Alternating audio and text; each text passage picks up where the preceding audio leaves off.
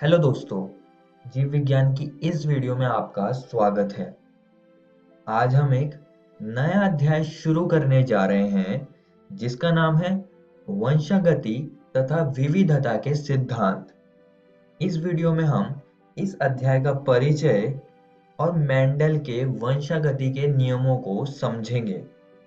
तो चलिए शुरू करते हैं।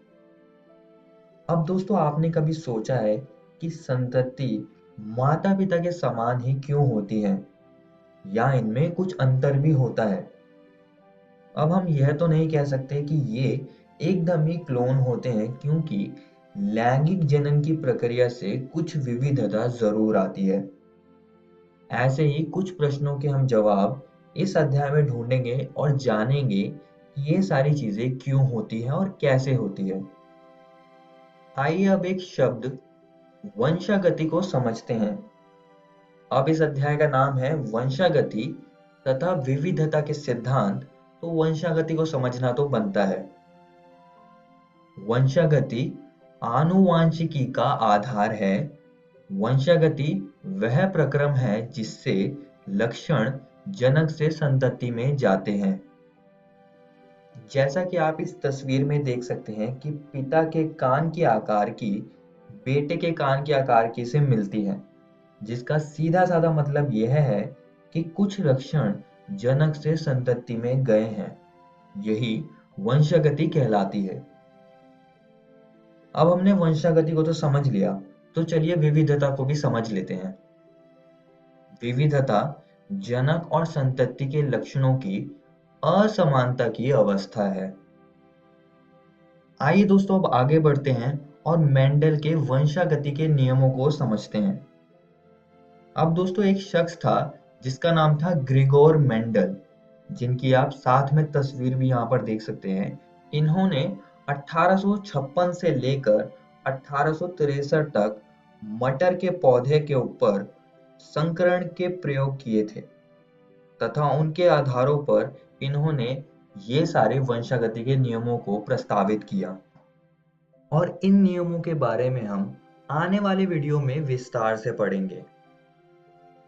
अब आगे बढ़ने से पहले हम लक्षण तथा विशेषक में अंतर समझ लेते हैं।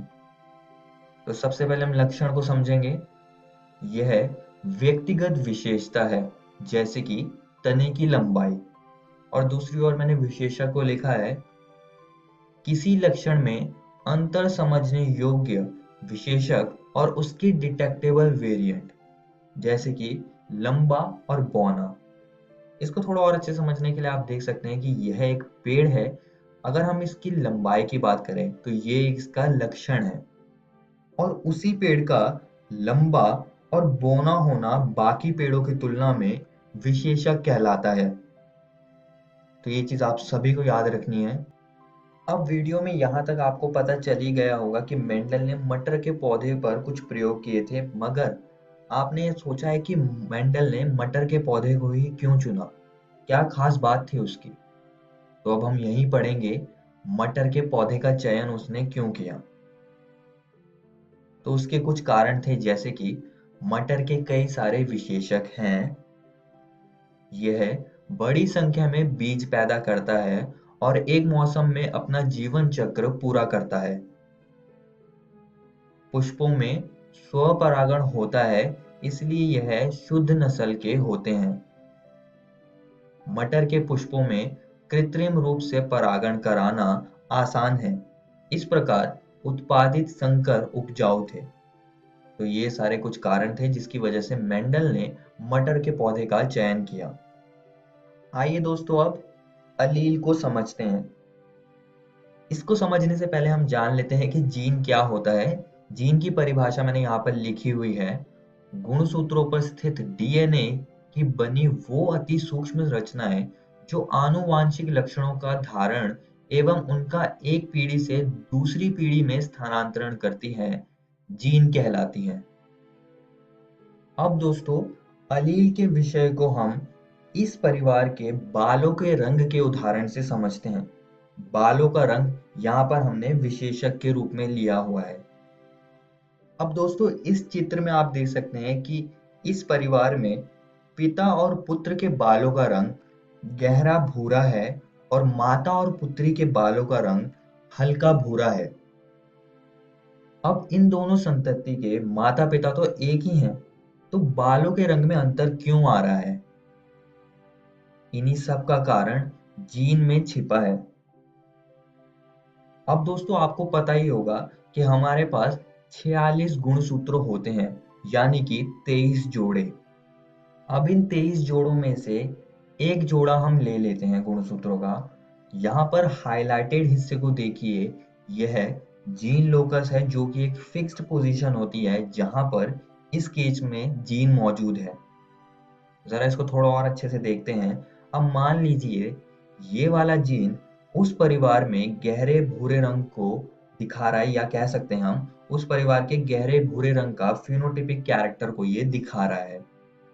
और एक और बात आप सभी को याद रखनी है कि ये वाला गुणसूत्र हमको मिला है संतति में माता से, और ये वाला गुणसूत्र हमको संतति में मिला है पिता से।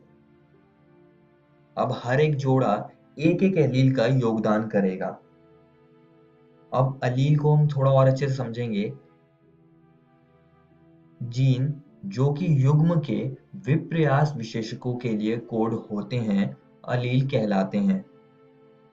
यह एक जीन के थोड़े अलग रूप हैं, इसलिए जीन शब्द का उपयोग किसी भी कारक के लिए किया जा सकता है, लेकिन अलील शब्द का उपयोग किसी अन्य अलील के संदर्भ में किया जाता है। तो ये चीज आप सभी को याद रखनी है।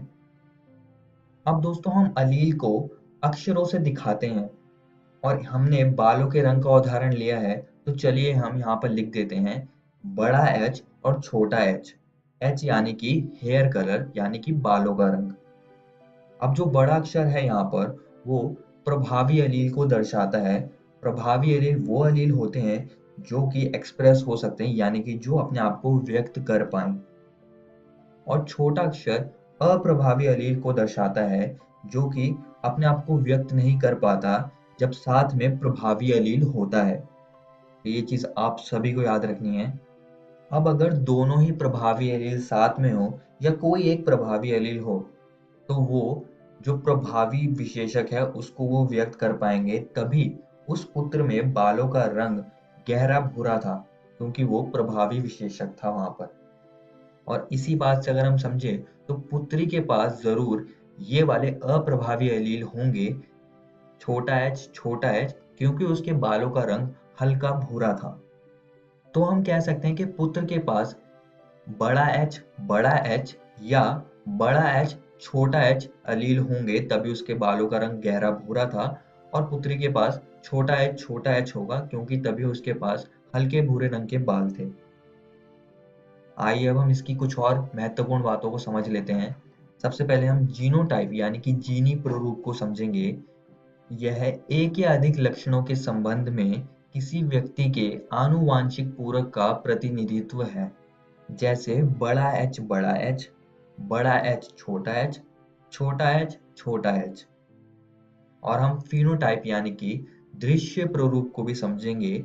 यह अवलोकनीय आकार की रूप है, जैसे लंबा या बौना पौधा। इस वीडियो में हमने वंशागति तथा विविधता के बारे में पढ़ा। साथ ही में हमने ग्रिगोर मेंडल को भी थोड़ा सा जाना, और आखिरी में हमने अलील पर चर्चा करी। और दोस्तों मैं आप सभी को एक और बात बताना चाहता हूँ कि आज हमने आपकी एनसीईआरटी किताब के ये 2 टॉपिक्स को ऑलमोस्ट खत्म कर लिया है। आप इनको जरूर घर से किताब से पढ़कर आइएगा। अगली वीडियो में हम एक जीन की वंशागति और मेंडल के वंशागति नियमों को समझेंगे। धन्यवाद।